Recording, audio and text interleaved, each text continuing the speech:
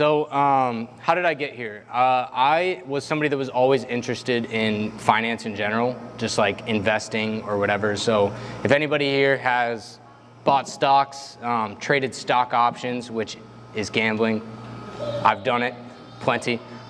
Things like that, just dabbled in all the different types of investing. That's where I came from. So I messed with all that stuff. I was always interested in saving money and making money on that money. I don't really know why exactly. But I knew that kind of led to real estate, but I did not have any connections whatsoever to real estate. So nobody in my family's ever bought an investment property. Nobody in my family's ever been a realtor. Zero connection whatsoever.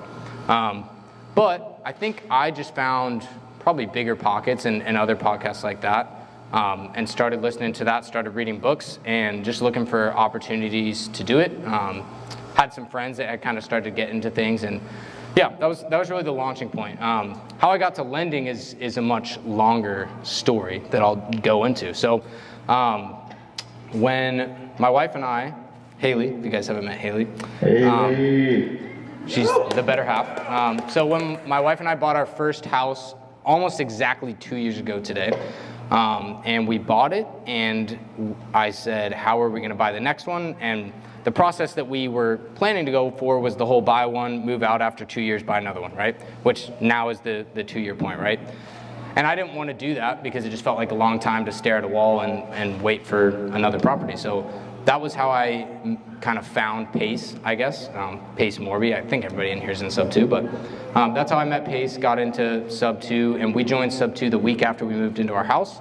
And just started learning about all that stuff. And when you get into that, for those of you that aren't new here, you know that you join for one reason and you don't recognize that it's really a million different things going on inside, and a lot of it doesn't have to do with what you think it does. So I joined Sub 2 and just started getting after it. I didn't have any direction whatsoever. I thought I wanted to buy rental properties, which, to be fair, we actually have not bought that many. We're on 5 or something, so not crazy. But the bigger thing was we learned about business. We learned how to connect with other people that were like-minded, that wanted to make money, that wanted to make a difference, all those things. And so I started in real estate. As I started learning, I started just trying to figure out how to wholesale. That was my first attempt at things. Who in here still actively wholesales? Right here, yeah. Andrew? Yeah. All right. 5, 10 people, something like that. So I started trying to wholesale and didn't have a lot of direction, but was just trying to make money, just trying to figure out how to make money. Which actually, I want to ask this question, because this is one of my favorite things. If you guys are willing to be open and honest hanging out here tonight, who in here is still looking to make their first dollar in real estate? Oh, man. What do we think, 50%? Probably, Ish, no. 75%? Awesome, cool. So I think I have some things for you guys tonight. Because to kick off my story, 2 years ago, when we bought that first house, like I said, no connection to real estate. Nobody in my family did real estate. Didn't know anything about it. And within a year of that date, to the dot, I was able to completely quit my job as an engineer and do this stuff full time. So that was a year ago, 11 months ago, actually, last July. So within a year, I was able to do that. So for those of you guys that still haven't made a dollar, not only was I able to do that within a year, but then in this last year, since I quit my job, which funny enough, when I quit my job, I actually still had never made a dollar, but I had the potential, and that was what mattered. And I knew it, Was that a corporate job? It was a corporate engineering job. Yep, I was an electrical engineer. I guess I still am. I don't know how that works, but I don't do it, so. Do you have a good license, right, with that? No. Oh, okay. No, you just have to be smart. I have a degree, if that's worth anything. How many engineers are in here? Any engineers? Oh, there you go. Yeah. There you go. Yeah, well, you can be a nerd and still do this stuff, guys. It's awesome. So I quit within a year off of potential and some other things. And then in this last year, we've generated, I was telling KJ, I was looking at this earlier, we've generated somewhere just north of $500,000 in revenue in the last year from a couple different businesses. $500,000, wow. Yeah. Very cool. And the best part about it, like I said, is not the money aspect. It's the fact that, again, 2 years ago, I literally did not know anything, like zero. And a year ago, I had not made a dollar. So for those of you that haven't made a dollar in here, that has no effect, absolutely no effect on whether or not you're going to do big things or do nothing at all. There's a lot more that goes into that. But where did I stop? So I jumped in with the wholesaling stuff, and was basically just looking for people that I could relate to, that I could try to copy, which is something, for those of you that know me, is something I talk about a lot. It's just replicating the things I see that already work, that I think fit in with my life. And one of the first people that I found that I wanted to start trying to copy was KJ and Joseph and their crew. So I guess, I don't know when that was, a year and a half ago maybe, I started listening to a lot of multifamily stuff. I actually put together my own little multifamily team and did outreach and did all this different stuff. But then my life situation changed. And I like to know every aspect of this stuff because I think a lot of people either can't stick with something or they stick with something too long just because they tell themselves they want to do it, right? And so for me with multifamily, I was very committed. I had a team of 6 people. I spent every morning, every night, every weekend working on it, doing outreach, the whole nine. But the reason I was doing it was because I loved my job and I wanted to just go acquire a bunch of multifamily properties and then 5 or 10 years down the road, be able to do whatever I wanted. That was kind of my idea. And then shockingly, I started to hate my job. Some things changed, which happens. And so when that happened, instead of just continuing with what I was doing, I reevaluated, is this thing that I'm doing now still gonna make sense for what I wanna do? And it didn't. Even though I love multifamily and still plan on getting into it, but it didn't fit, right? It was not gonna bring me the money I needed right then. And so I switched to wholesaling. And the reason I did that was not necessarily because I dreamed of being a wholesaler, but it was because I had friends that were doing it very successfully. And I not only believe, but am positive or convinced that if somebody that is in the same position as me can be successful, then I can be too. Right? And that's one of the things for me that is all I needed, was just seeing other people doing it, right? And I said, I'm just gonna do exactly what they're doing. And for me, when I switched to wholesaling, that person was Kevin Cho. Does anybody know Kevin? Awesome dude. And so I connected with Kevin and just started doing exactly what he was doing. He would tell me what he did, I would go do the same thing. And I had a partner that I wholesaled with, and again, I worked on that until a point where I started trying some different things, and that eventually led to transactional lending, which is what I'm here to talk to you guys about tonight. So I'll get into more of that in a minute, but my point with all that was 2 things. First of all, timeline. I'm not way ahead of anybody in here by any means. I'm probably way behind most of the people in here. But for those of you that haven't made $1, timeline is not long at all. It's really, it could take you 10 years if you do, a little bit each week. It could take you 10 months if you do a lot every day. It could take you 10 days if you really commit to it. Has really no connection to time whatsoever. It has a lot more to do with what you put in and the people you surround yourself with. And the second one is that you're probably not gonna nail it on your first try, right? So I did wholesaling twice, multifamily, multiple different types of lending, and some other smaller things mixed in there along the way. But every single one of those things, I learned something. And I had somebody come to me the other day that said, I hate what I'm doing, but I just feel like I can't quit because I put so much time into it already. I'm not here to tell anybody what to do or what not to do, but when you go into something with that mindset, the problem is you're convincing yourself that you haven't already gained what you needed to gain from that thing, right? And so that's the other thing that I want to point out from that journey, is that I did a lot of different things. None of them were a waste of time. I did not make $1 for my first year, so those of you that are here that maybe have been at this for a while and still haven't made money, again, no real effect on the long term. You guys are looking to build generational wealth, right? So if it's been 6 months, it's not a long term in the grand scheme of things. So that is the journey to lending. So you said you copied Kevin. What did you copy exactly, and what does that look like? I copied everything. I copied everything he was doing. So, when you get into real estate, there's so many avenues, right? Like the people, I haven't met all of you guys yet. I would love to meet you when we're done. But I know people in here that lend short-term, lend long-term, buy single-family properties, buy Airbnbs, buy multifamily, wholesale, land. You could talk about it for an hour, right? And then each one of those things, when you finally think you've narrowed it down, right? You're like, I'm gonna buy single-family properties. It's like, okay, well, what exit strategies do you wanna use? How are you gonna buy them? What are you gonna use to fund those deals? All of those things come into play, right? And so for me, even when I got to wholesaling with Kevin, it was not just that I was gonna wholesale, because again, that is an incredibly vague thing. it was what type of wholesaling am I going to do? What methods am I going to use to get those properties?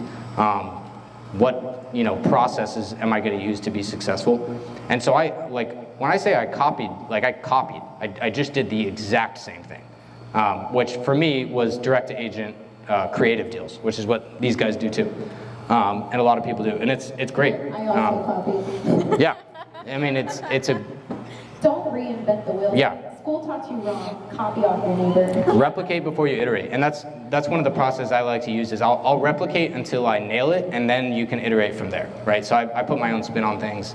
Again, like with lending, which I'll talk about, but I copied Kevin into wholesaling, and then I copied Kevin into lending because I was at his house, and we were just talking through some deals and looking at what he was doing, and again, he was wholesaling and lending on the side, and I said, okay, well, I'm wholesaling, so I guess now I'll lend on the side, which I wouldn't necessarily say lending is a side gig per se, but that's how it started. So that was all copying. I had never heard of transactional lending. I didn't know anything about wholesaling. If you haven't caught on to a theme, I didn't know anything about anything. I just knew people that did, and that's what mattered. So you started lending. I know there's a lot of people who do gator lending and EMD lending. How are you finding your deals and opportunities? Because I know there are so many people that reach out to me. Oh, I'm EMD lender, I'm EMD lender. How do you set yourself apart? And how did you find these deals? And how are you beating all these other people who say, oh, I've got EMD to lend? This will be another long answer, but I think it'll be very helpful. So I want to start that answer by maybe just talking a little more about transactional lending. So does anybody in here not know what EMD is? It's okay, you can raise your hand. 10 over there. A couple maybe? 10. Okay, and does anybody in here not know conceptually how transactional lending works? Okay, so most everybody does, but there's a couple people that don't. So EMD, the brief way that I describe it is like a good faith deposit on any property that you're buying. So to make a contract legal, you have to have at least some sort of money binding that contract. That's what earnest money is. EMD stands for earnest money deposit. I don't know why it's called that, but it is. So anytime you get a property under contract, whether you're a wholesaler, a buyer, or anything in between, you're going to put that earnest money down. A transactional lender is somebody that lends that money, right? So this is not like a bank. This is not a formal form of lending. This is a lot more of a relationship-based lending, and it is transactional, right? You don't want transactional friendships, but you can do transactional lending. So it goes deal by deal, and that's what earnest money is in general. So conceptually, the common thing that you'll hear from people is that a wholesaler gets 10 deals under contract a month. How many deals do you guys do in a month right now? I think like 10 to 15. Cool, so let's say 10 for easy math. So if they're doing 10 deals a month and their average EMD is $1,000, then that would mean they would need $10,000 a month sitting in escrow or a title company, right? AKA the money's just sitting there doing nothing. Now, if KJ was to say, I actually want to go spend that $10,000 generating leads, right? Sending mailers or whatever costs money, everything costs money.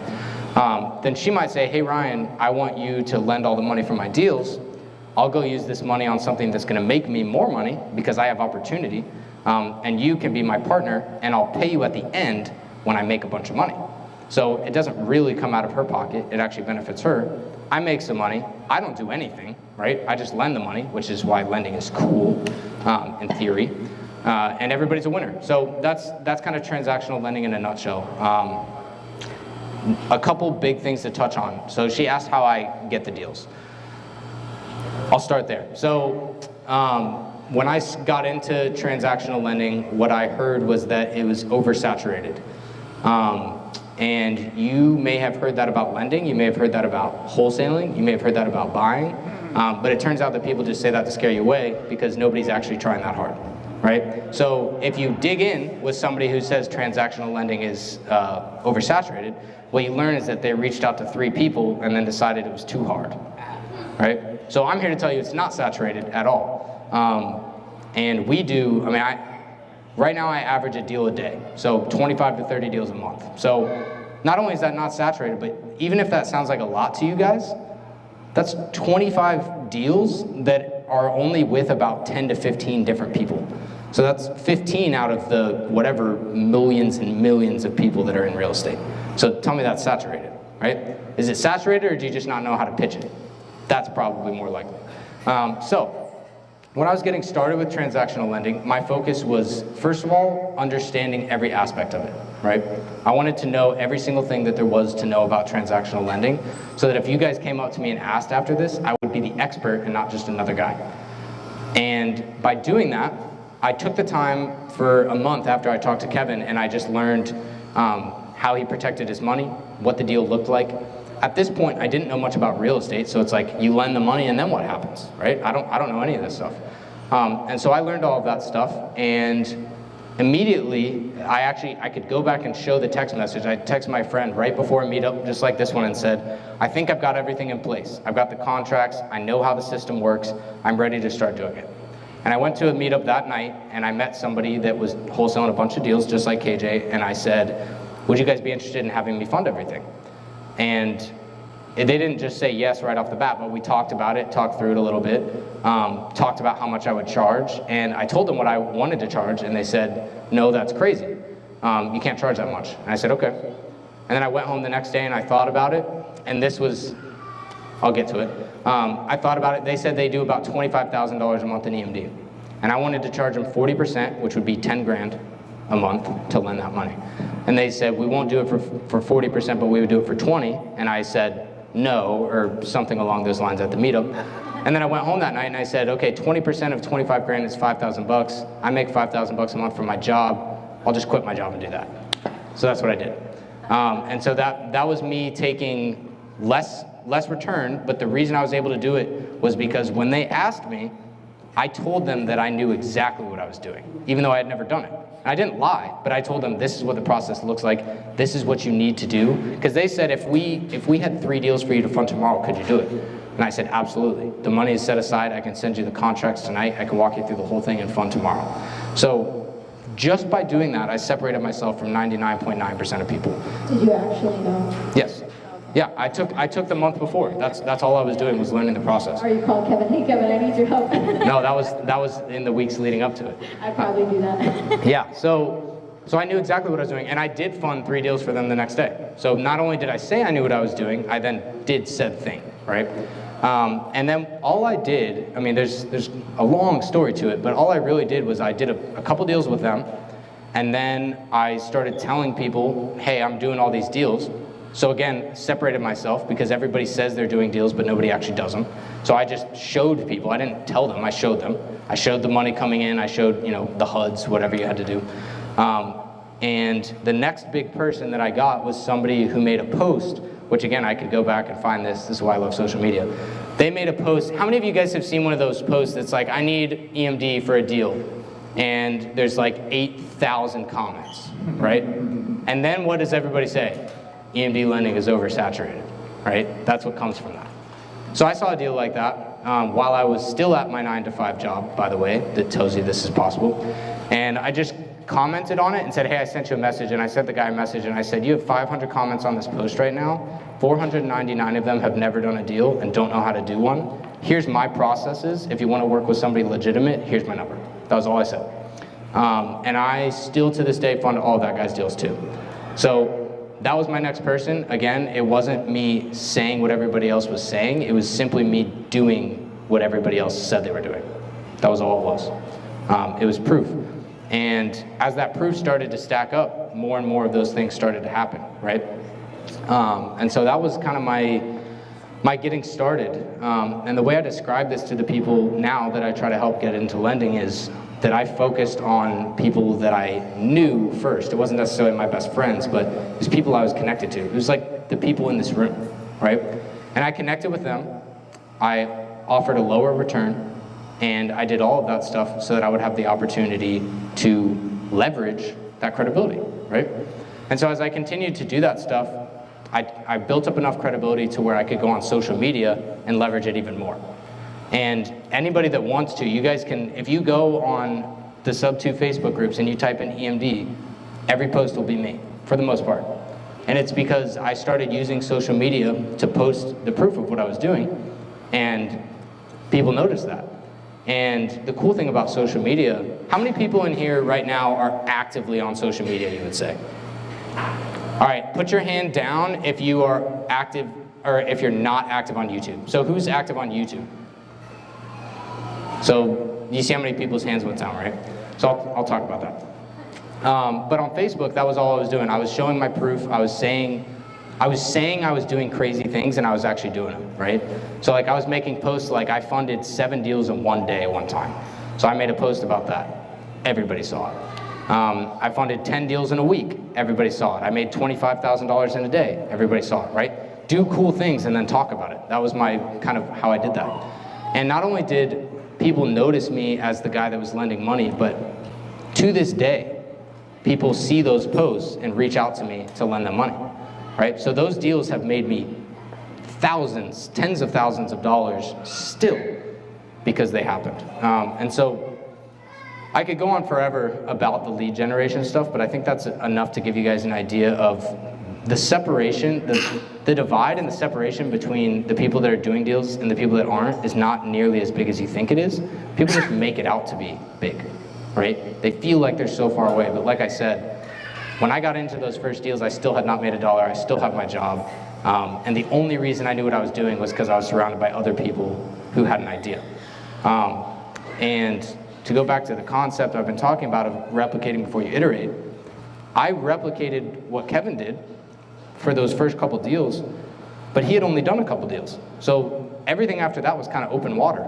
I didn't have anybody to really lean on for where to go from there. And so from there it was, okay, how do I just take this to the next level and grow on social media and help teach other people? And that's all stuff that has been interesting because a lot of it I've had to figure out on my own, but by doing that, I'm able to teach other people in here how to do the same thing, and I love doing that. So that is deal flow in a nutshell. I have a question. So that's phenomenal, bro. Like, I love what you just said as far as like do cool things and then document that. Like, that's really, really cool. So I really like that. What does your business look like? And I know you have like a specific flow with this, so hopefully this doesn't kind of destroy your flow. No. But like, so what does your business look like today? Yeah.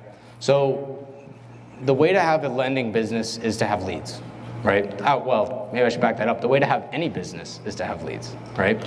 And so for my lending business, there's a combination. When you lend earnest money, oftentimes those people will come back, as long as you do a good job, right? Crush it, be the best person they've ever worked with, and give them absolutely no reason to go to anybody else. And I've been able to do that pretty consistently. So a lot of the people I work with are willing to pay me more money because they know that I'm going to lend the money immediately. They know that I'm trustworthy. They know that I have the funds, and they have no reason not to work with me. So that was step one, is build up kind of that base. Now, even if you have that base, lending is connected to real estate, and real estate is fickle, right? So you never know if that person is going to bring you 10 deals or no deals, which is tough. True of wholesale and anything else, right? So the next place was, you really have two options. You can start reaching out to everybody and just trying to generate your own leads, which absolutely will get you deals, but is not very time efficient. Or you can reach out to an infinite number of people through social media. And so I got started on YouTube, which was incredibly awkward. I hated pictures of myself online and videos and all that stuff. And I didn't want anybody to know what I was doing, but shocker, again, I'll keep repeating it, Kevin Cho started doing the same thing and said, you need to do it as well. And so I did. And my goal was just to start posting, again, documenting and posting what I was doing. And I was quickly able to establish myself as, I'm not going to label myself as the lending guy, but one of the lending guys, one of the guys that was doing what he said he was doing. And so by doing that, you know, here's a good question. How many people in this room know me from my YouTube or like social media or Instagram or something?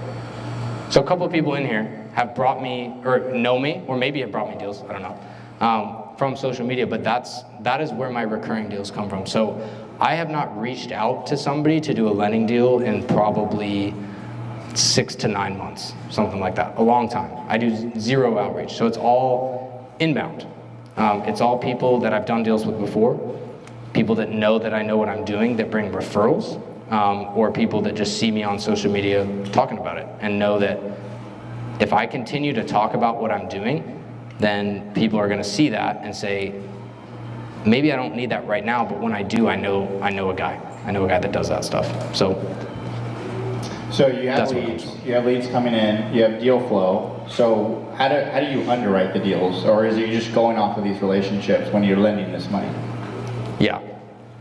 So this is a hard one that I probably can't fully properly answer in one sitting, but lending earnest money is not the same as like a longer term lending deal, because when you lend earnest money, it's prior to a property closing. Right? So anytime you lend after a property closing, there's going to be some form of protection in the asset itself. That's why people like real estate, right? It's protected by something that actually exists. When you lend earnest money, that's not true. You're lending before the deal closes. So the short answer to how I protect myself is a couple things. First of all, genuine relationships and just being upfront with people, setting expectations, right? So I have a lot of kind of raw talk that I do at the beginning that's like, this is what happens if the deal goes bad. This is what this looks like for you. Are you comfortable with this? Are you prepared to deal with this? What is it? I'm curious. Paying me back. I mean, it's all just basically. Do you kind of threaten them? No, I don't threaten people. No, I don't threaten people at all. It's basically just, hey, do you recognize that real estate transactions don't always go according to plan? Do you recognize that you are on the hook for this money? And if the money disappears, that does not take you off the hook. And they sign what's called a personal guarantee, right? So one of the things in that is, are you understanding that it's going to be more important? Battery low. Yeah, I got you. Too much sauce. It'll be more important to lend me this money or send me this money back than lose your car or your house, right? So it's not an aggressive approach per se, but it's just I want to be incredibly clear. And anybody in here that does any form of real estate, the more you do that stuff up front, the better, right? So I cover those scenarios and then say I don't want this to happen, but this is what can happen. So that's the kind of the discussion and the conversation. I've had a lot of success with my lending in just being understanding of people, right? And a lot of that is because of the real estate I did before lending. It's helped me a ton. Because if a wholesale deal falls through and you've been a wholesaler, you recognize that that happens. And it sucks. And the wholesaler doesn't enjoy it either, right? And so I have had multiple, not a crazy amount, but multiple deals go pretty poorly. But the only reason that I would consider it to go poorly is if the borrower doesn't fulfill their duty of communicating with me. So I usually set that expectation up front too, is if you just do a good job of talking to me, I'm not going to be mad. I'm not going to blame you unless you do something just utterly stupid. I'm not going to blame you because I recognize it's not your fault. And I don't even care how you pay me back. You just have to do it. That's your responsibility, right? And so that's my approach to protection. There's other more technical stuff as far as how the contracts go. But no, I do not underwrite any deals. The best way that I would describe it is I underwrite the person. Mm-hmm. So you're mentioning that you lend in earnest money. Is there a specific window or a time frame where that earnest money goes hard? Is that what you're like kind of monitoring at some point? And are you setting reminders to people, or are you just in good faith you're saying, hey, at this point your EMD is hard, right? Yeah, I don't do anything in good faith per se. Good faith turns into bad faith pretty quickly. So protection with earnest money, yeah, again, semi-technical here, but earnest money is generally protected by an inspection period or a due diligence period where you can get the money back, right? So when you go to scale, a large portion of my job is tracking that stuff, right? Which I do not do. I use CRMs for that. But that's all tracked, and basically the agreement with me is that before that money goes hard, it either, but overall, that is how it works. So as long as the buyer has their money in, my money is protected. If the buyer doesn't have their money in, then I just take my money back out. If it's with an end buyer, it's a lot tougher. Sometimes an end buyer can have an inspection period, especially if they find their own deals and don't buy from wholesalers. If that's the case, then their money's protected for a certain period, and I'll say, hey, I'll give you the money to get you into this deal, and then you need to go work on finding new money to replace my money. So that's the general consensus of how it works. I also, this probably isn't good to say, but I also lend money on deals where the EMD is hard. And that is 100% my decision with my money. And I would never do one of those deals without 100% understanding that that money could completely disappear, right? Yeah. So how many of you guys think that Ryan has a shit ton of money? 25 grand for 1 month? That's a lot, right? Is Ryan loaded? Ryan, you have all that money? Like, where are you getting this money from? Yeah, so big circle here. Do I lend some of my money? Yes. Right now, the majority of times where I lend on my own money is risky stuff, like what I just said.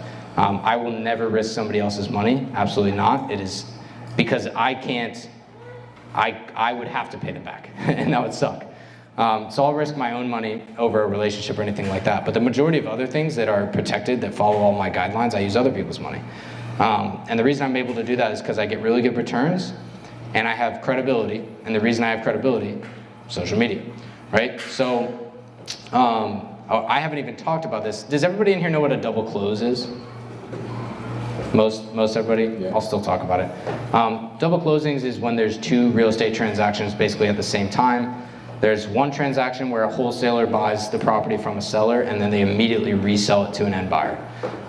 There's multiple different scenarios on why that would happen, but what matters is that if somebody's going to double close, they need all of the money for the first transaction in cash, which can be anywhere from $100,000 to millions of dollars.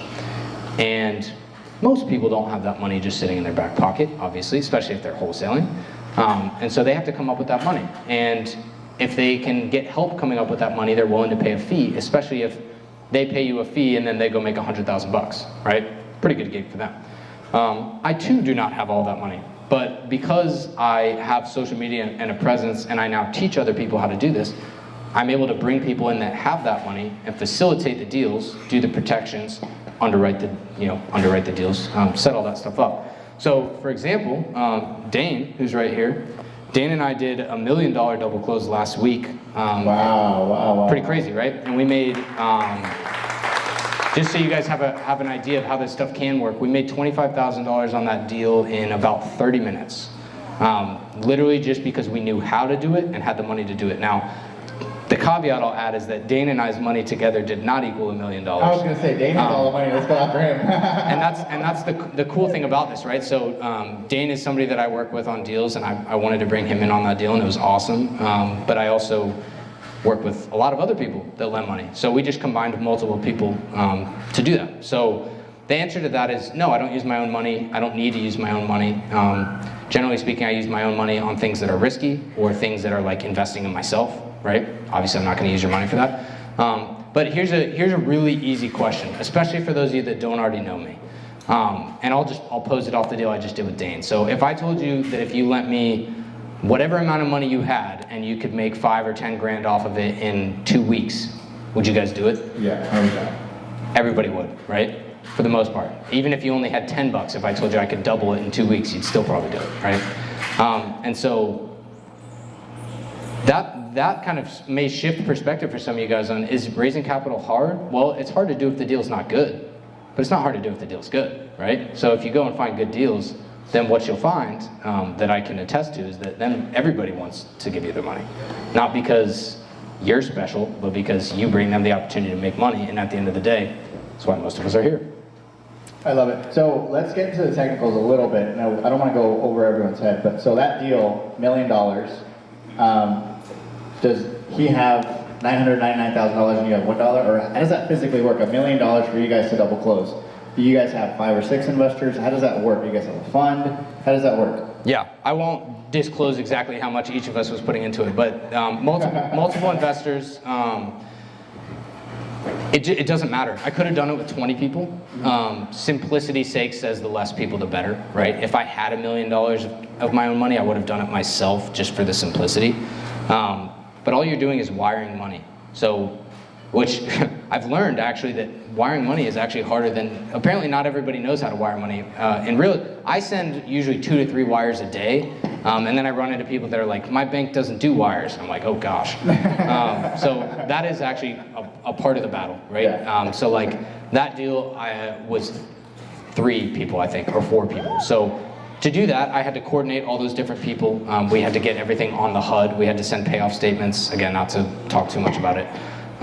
And then we all had to coordinate sending the money basically at the same time, right? So logistically, it's a little bit of work. But then we got the money sent back a half hour later with an extra 25 grand. So Wow. not bad, right? So the money goes distributed evenly to everyone else back? So it got all separately sent out to people, right? Just sent into the title company? Yep, separately sent into the title company.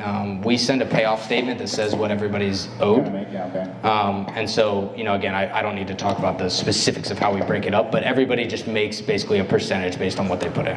And to those of you guys that don't know, so why double closings or transactional funding is so critical is, like, for example, I have a buddy, his name's Kian Nguyen, shout out Kian.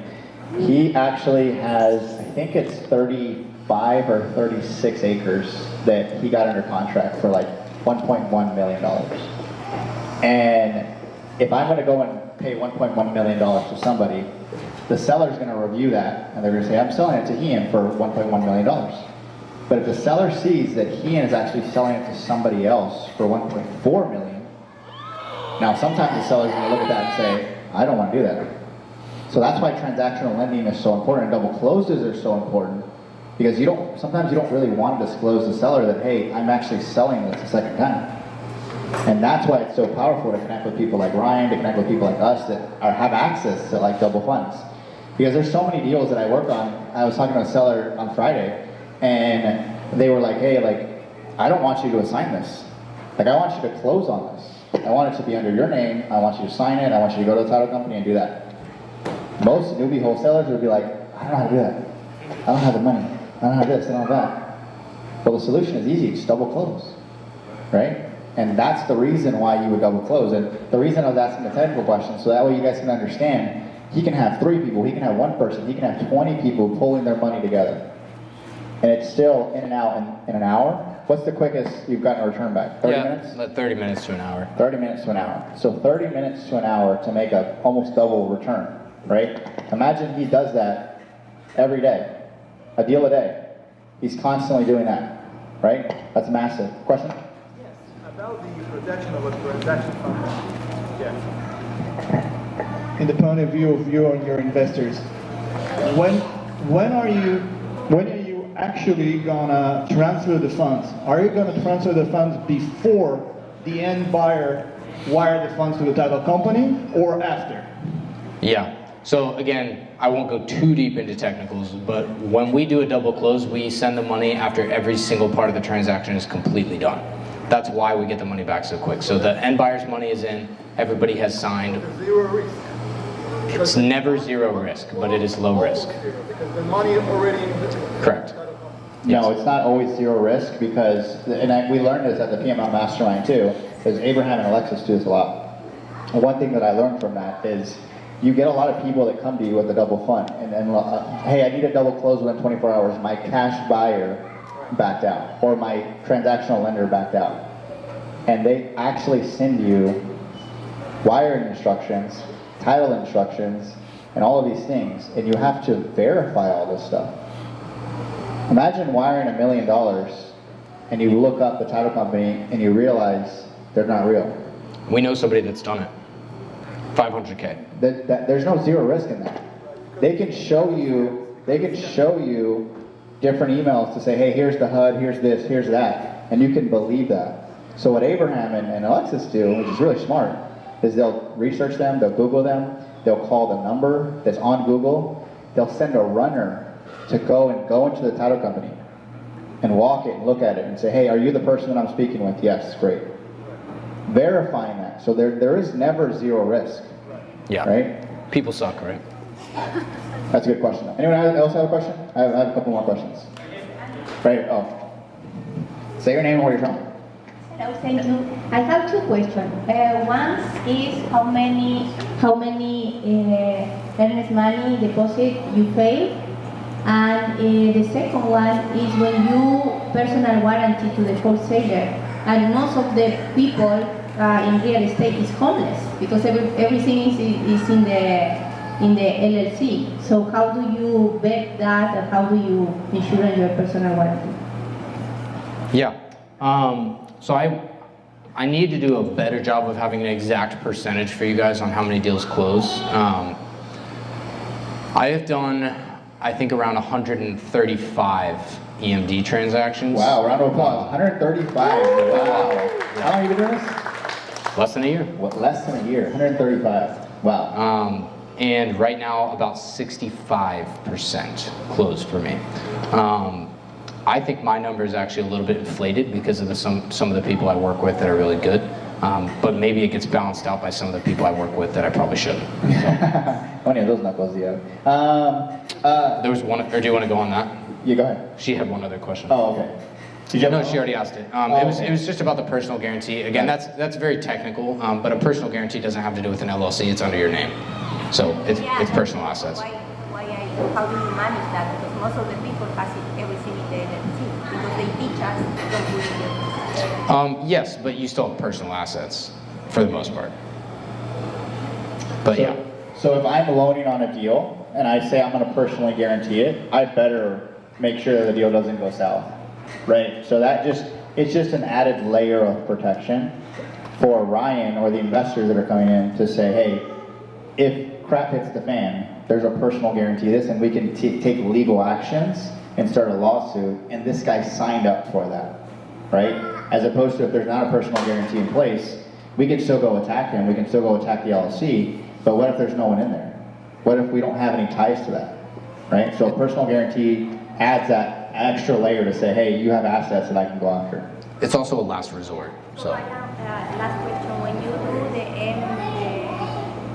do the earnest money only for the option period or For the whole transaction. Do you do the option period? Do you do the earnest money for the option period or for the whole transaction? Can I say that again? Yeah, it just depends. I do all sorts of different stuff. The less risk you want to have, the more you want to stay inside of an option period.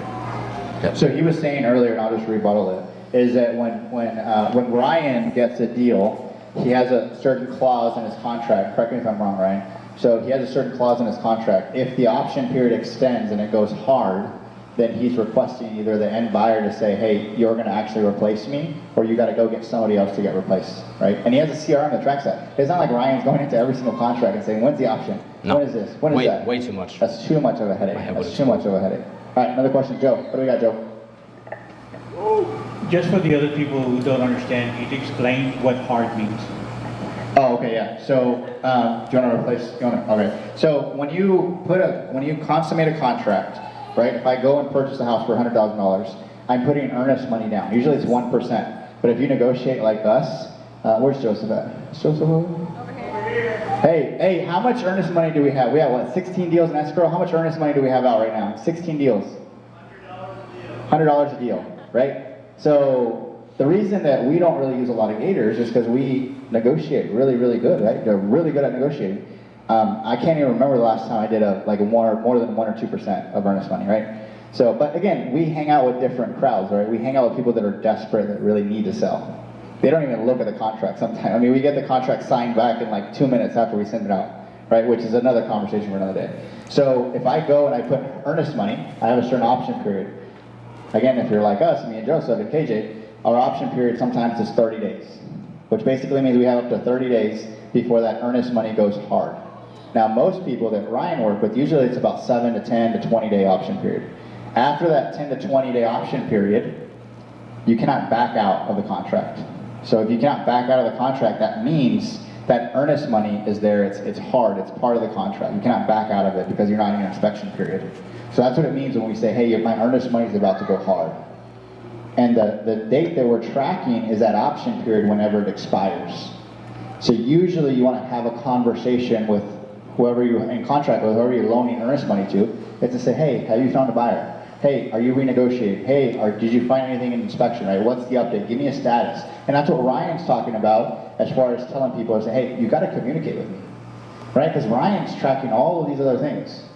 He can't track every single person. So he's relying on these people to be honest and say, hey, Ryan, like I'm about to cancel that contract because my earnest money is about to go hard and I could not find a buyer, right? And that's a relationship that Ryan has built with people, which is really, really phenomenal. So, anything else to add to that? Yeah, one other thing I'll add to that that's kind of, I don't know, but if you build up a social media presence and do all the things that I've talked about, people are more likely to follow through on their side of the deal, especially if you're connected in groups like a mentorship or something.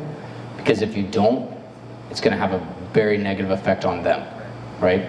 So the more, whatever you want to call me, but the more that I talk about what I do, the more I teach other people what I do, the more people see what I'm doing, the less likely those people are to want to do something that's going to jeopardize their position, because real estate is 1,000% relationship based, right?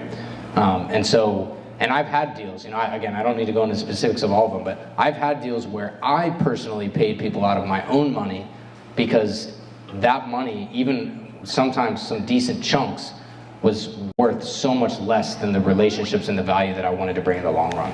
Yeah, that's really good. And people know that, notice that. Phenomenal. And a lot of it is your credit, right? Your social media presence is so massive, right? I would not call it massive. I mean, it's very small. I mean, in relation to like Sub2 and all this other people, right? You're well known, you're highly known. So yeah, of course, it is pretty massive in our group, right? Other groups that we go to, it's not, you know, it's relatively small. But in our group, I mean, we have a massive group within Sub2, right? Look at Bigger Pockets, what they have. We're, you know, coming up to them. And if you talk about, you know, the free creative financing group, like there's a massive influence there. So I love that. My next question, this will be my last question, and if we can open it up to a couple more questions if you guys have questions. But my last question is, like, what's the goal for you, right? You're obviously moving from Florida, right? You're moving from Florida to Arizona. Mm-hmm. So why moving to Arizona? And also, secondly, what's the goal? Obviously, you have, you know, your content that you're recording, and I'll let you talk about that. But what's the goal for Ryan by the end of the year and into, you know, 2025? What's the goal for that? Yeah, so moving to Phoenix is something that is very much based around community and environment. And something that I have learned from other people, actually the first person I ever heard talk about this was Jerry Norton. I don't know how many of you guys know Jerry. He's awesome. And he has a family of 12 people that almost all of them still live in his house, I believe. And they move every 5 years, which is crazy with that many people. But he talked about the reason why he did it was because they shift the people that they're around. They get new perspectives. They learn new areas, all those things. And my wife and I have pretty much emulated that same thing. So we have moved basically every 2 years. This will be our third time. But it's to get around new people, new places, try new things, new experiences, all that stuff. Also changing your environment is the #1 way to change what you're doing, right? So that's the reason behind that. And the opportunity that I think will be presented as a result. As far as goal goes, I think I have an interesting perspective on goals because I don't like the idea of setting long-term goals and then operating on things that you used to want to do that you no longer want to do just because you used to want to do them. So when I set a long-term goal, it's a very general thing because, you know, for example, when I got into multifamily, my long-term goal was like own 300 units, right? Like you guys are working towards, you've probably done. And that was my long-term goal. But when things changed, I didn't just say, well, I have to keep sticking to this goal because 6 months ago it's what I wanted, because it no longer fit, right? And so when I talk about goals, I mean, short-term goal right now is to do more of what I enjoy and less of what I don't. And for me, that started with quitting wholesaling because I hated it. And, you know, we'll just leave that at that. And doing the things that made me more money and gave us more freedom. Now we have started to do that. Now, for me, I didn't want to be like a real estate mogul. And I'm not saying I won't be, but I don't really intend to be. What I really enjoy is business. And, you know, a lot of people don't understand that real estate is just business. And so I have now, you know, it's not the main thing I'm talking about tonight, but I've now started to get more into the business side of things on building other businesses and doing things that I enjoy, because personally, I would rather go create a business that has the potential to make $1 million a year or more than go buy enough rentals to make $1 million and have to manage tenants and do something that I don't necessarily enjoy and is less scalable. So what I'm working on right now is a combination of building up business and teaching other people, because I think if I could make less money and help more people make that money instead, I would be happier. So that's what I'm doing. So when you say you want to build out a business, what does that look like for you? Is it a specific business, real estate business? Obviously not a wholesaling business. It's not a wholesaling business. Yeah, so when I think of the word business, I think of something that could run without me there on a day-to-day basis, which again is something that I think gets very lost in real estate. So my lending right now is not a business. I think it has the potential to be a business. I have started to push it towards being a business, but it's not a business. Today's Saturday, which is great, but like yesterday, we were driving all day. I funded 3 deals yesterday for EMD, and all 3 required me to read over the contracts and wire the money while we were driving. I was in the passenger seat, but I do get very car sick, right? So I was sitting there car sick, sending all this money, and it sucked. And anytime I do something like that, anytime I do anything that I don't enjoy, I don't not do it, I just do it, and then I take the time to look back on it and say, how could I do this better in the future? And so for lending, my business is gonna look like having other people vet those deals on the front, having other people do all the stuff that doesn't require me to make my own decisions. The hard part about lending for me right now is that at the end of the day, I do make some ballsy decisions sometimes. Sometimes I'll just say, you know what? I like the way this guy sounds, and I'm just gonna do it. And again, I only do that if I'm willing to lose the money. And so that's kind of a smaller aspect that I don't have full control over yet. I have also now started a business teaching other people how to lend. As some of you guys get to hang out with me in that. And the whole idea behind that was getting to do something that I enjoyed more, but charging enough money to where people that just saw what I was doing and were interested wouldn't be involved, which is a very tough thing to do. But again, I could go down a whole rabbit hole with that, but charging enough money to where people that are committed say this is a ridiculously good deal, but people that aren't committed say this costs too much is the sweet spot. And so I have been working on and building out that business, and then I also have a software business, but that is pretty unrelated, so I'll just leave that at that. I'd like to do a recap. The teacher in me likes to do that. Let's do it. Okay, so key points, highlights, takeaways. Number 1, take action, right? And also set yourself apart. Obviously, it's not as saturated as you think it is. Yeah. So if you guys are like, man, I can't find any deals, maybe ask yourself, what are you doing? Who are you talking to? I really like how Ryan said, this is how I'm different. This is why I'm serious. Call me. You know, it's like I'm the prize. Not you. I love that aspect. The other thing is make sure that you have the money, or at least use other people's money. So it's not impossible if you don't have your own money, but also make sure that you're not going to lend anything that you're not afraid to lose. Always accept the fact that you can lose money. So always make sure that, like he said, vet the person. And honestly, it's hard to completely vet people that you think you can trust sometimes still. You can't. You cannot completely vet anything, ever. Yeah, it hurts, but a lot of lessons learned. So I think a huge takeaway from everything that you shared today was just that there is plenty of opportunity. I think it's having an abundance mindset and then taking action. You know, I've had so many people come up to me wanting to lend EMD, and I think that goes into finding people that are actually doing deals, and then how are you selling yourself as the prize to them for them to use you. You know, if you know a lot of people are coming up to them, offering them money, how can you set yourself apart to where they remember who you are and you're like, that's the person I want to go to. So I think that's really important, and why Ryan stands out too is because he's putting himself on social media, and I think that goes for everything that we're doing. Not just lending, but everything that we're doing. People want to like, know, and trust you, and if they don't see you on social media and you're wanting them to invest in your deals or buy stuff from you, if they look you up and they can't find anything on you, they're going to think you're a scam, or who is this person? Are they actually doing what they say they're doing? So social media is so powerful, and it can be uncomfortable for some people. Like, I started a YouTube a year ago and it was super uncomfortable, and now it's like, hell yeah, let's record a video, let's keep doing it and see what happens, you know? We should collaborate. But yeah, so those were my key takeaways from what you shared today. Is it's possible you can lower your price for people who are doing a lot more deals and still make a good amount of money. I think that's better to have the security of someone who's actually doing a lot of deals.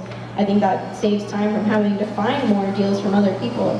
So that's what I really loved about what you shared today.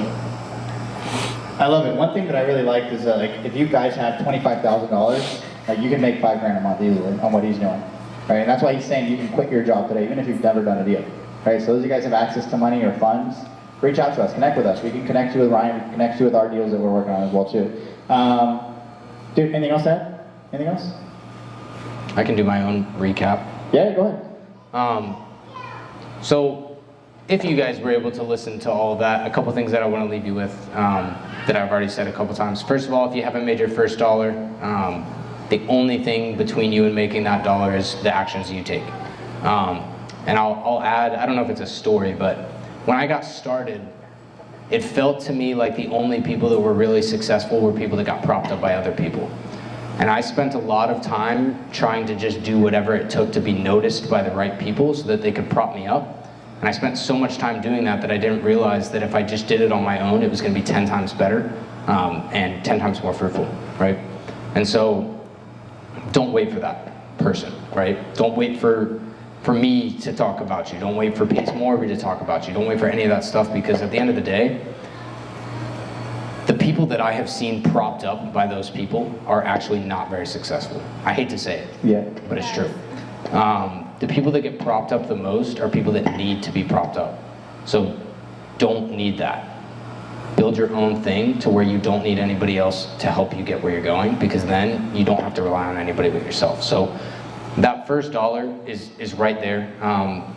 I do a lot of, I would not call it coaching, but a lot of talking to people about how they can get there. And one of the, I'll phrase it this way, I did 50 one-on-ones in this last month with the people that I teach how to lend. 50, which was way more than I planned on and burned a hole in my brain for a little bit. But every single one of those people was different, right? In some manner. Everybody thinks that they have the special situation, right? The tougher job or the tougher family or are out of money or whatever. But even though every single one of those people was different, the main thing from every single one of those was focus. It was just focusing on one thing. And focusing longer than everybody else is willing to do. And an example that I'll give you guys is, I have a free community where I teach people how to lend. I'm not trying to promote it, but you guys can feel free to join. It's free. It's called Financial Foundations. There's a couple of people in here that are in it. And right now, every month or two, I've been doing a challenge where I just give people action steps every day, about 30 minutes a day on what to do to get a lending deal. And it's not a made-up challenge. It's a challenge based off of exactly what I did. And the last time we did it, one person out of the 25 people that completed it got their first deal that week. And other people since then have gotten their first deals. This last week I did the challenge for the second time. There's 1,200 people in my free group. 11 people finished the challenge. So was that 1% or 0.1%, whatever that is? That's how many people finished it, and I told them exactly how to get a deal. Literally exactly. Like nothing is missing. And 0.1% finished. So if that's not telling enough, right? It's not just doing the thing for a little bit, it's doing the thing and not stopping. That's all it is at the end of the day. And so if you're in that position, it's step one is focusing on one thing, right? If you have 5 different ways to make money, doing all 5 of those things does not give you a 5 times chance of making money. It doesn't. People convince themselves that it does. And so they try one of everything. But I promise you that if you focus on one of those things, you will do a lot better, be a lot more focused, and go a lot further when you focus. So that's one of the big ones. If you guys learn about transactional lending and then you think to yourself, but I don't have any money, I'll give you an answer and a caveat to that answer that I feel like I have to give to everybody. Everybody that I work with right now goes and finds deals and brings it to me, and I handle the money and the safety aspect. But I don't want you to feel like you have to come to me. Go to anybody that you know that can help you with that. But if you don't know anybody, I can do that for you, right? If somebody, and this is just a fact, if you guys brought me $1 million double close tonight, we could close on it tomorrow, and you would make a bunch of money. So the only thing, that money. And you can leverage that to start building up your confidence. Dane and I are doing deals together right now, but I don't want Dane to be doing all of his deals with me 6 months from now, a year from now. The point is that Dane's gonna go do deals with other people who will then come to him. That's the whole point, right? So that's a gradual thing, but you can all get there. And every single person in this room could go find somebody that needs funding and connect the deal and get paid, right? So yes, there's more to it than that. But at the end of the day, that's really all it is. So Those are the two main things that I'll leave you with. The third one, for anybody in here that's like, there is absolutely zero chance that I will ever go on social media. There are people that are successful not on social media, so it's not impossible. The second thing is that you can partner with somebody on social media and use them, right? So a lot of you guys know Pace. Pace has a partner, Cody Barton, that you've probably almost never seen on social media because he has a partner that is on social media way too much. So he doesn't need to be on there, right? So keep that in mind too. Leverage other people. Leveraging other people is the way I've made the most money in the last year.